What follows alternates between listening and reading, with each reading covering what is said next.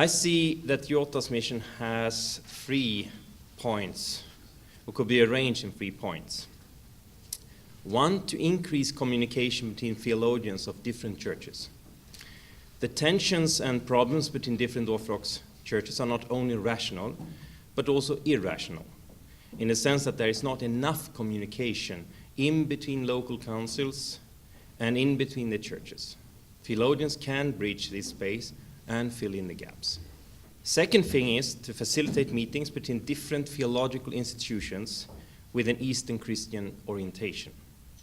Theological institutions in the 21st century cannot be biased from an ecclesiastical point of view. They need to be less entangled with church politics. There's therefore a need of a more independent arena for theological institutions to meet. IOTA has to be more than merely a scholars meeting. It is scholars engaged in the progress of orthodoxy, and that requires an institutional support of these scholars. The third perspective for IOTA would be to continuously evaluate the proceedings of international and ecumenical church in exact worldwide Orthodox community. The critical, constructive, academic approach toward the hierarchy and authorities is of utmost necessity for an academic theology that can serve and improve the church. Some comment then on the ecclesiology group. The ecclesiology group should explore the practice and social reality of a church and undertake the task of investigating the church methodically, critically, and constructively, and thus provide an understanding of how theory and practice relate to one another. The ecclesiology group should also take an empirical approach in the study of the church, with the aim of explaining the spiritual reality of a church by using social and behavioral theories in connection with the Christian faith and tradition. The group should be less concerned with the origin and original content of Christian faith and its presumed claim to the truth, but rather concern itself with how this content functions in the church and how it affects the social, political, and ecclesiastical reality. Important issues would be: how is power used? How do theories affect the efficiency of ecclesiastical organization?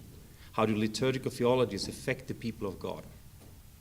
In what way may or may not ecclesiastical regulations have an impact on the emancipation of people?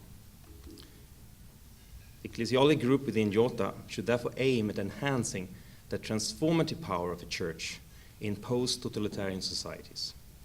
This will be a new step in the development of political theology by enhancing the social perspective in the engagement of religion within society by integrating social and political sciences with Christian doctrine, and explore new ways of addressing the social and political context of a church, which we call political ecclesiology in Sweden.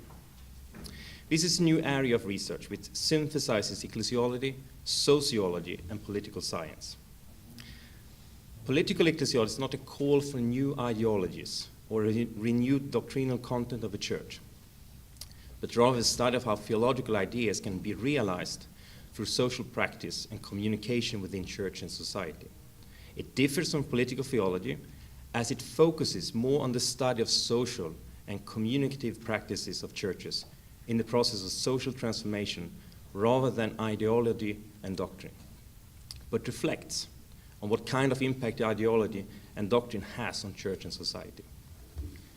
In the preparation of a great and holy council, there were not enough studies and reflections on the new circumstances and the changed context of the fall of the Soviet Union. Today we see an increase of metaphysical speculations and an increased idealization of the church, which makes the Orthodox Church a non-empirical and cultic entity, rather than an active agent in the 21st century. The idealization of a church also ignores the problems involved on the level of leadership, practical communication, and the ecclesiastical reality of a church. Furthermore, without a thorough understanding of a present-day empirical social and political realities, history becomes idealized. Today we need to question the fascination of the Byzantine Empire, embrace the reality that the Orthodox Church today is limited to the Byzantine heritage, and move forward beyond the empire, improving horizontal ways of communications instead of continuing the path of a carceral and self-imprisoned church. Deconstructing the imperial idea will open the way for unity with the pre-Chalcedonian churches, which is yet unrealized, even though Christology is not the question at hand anymore.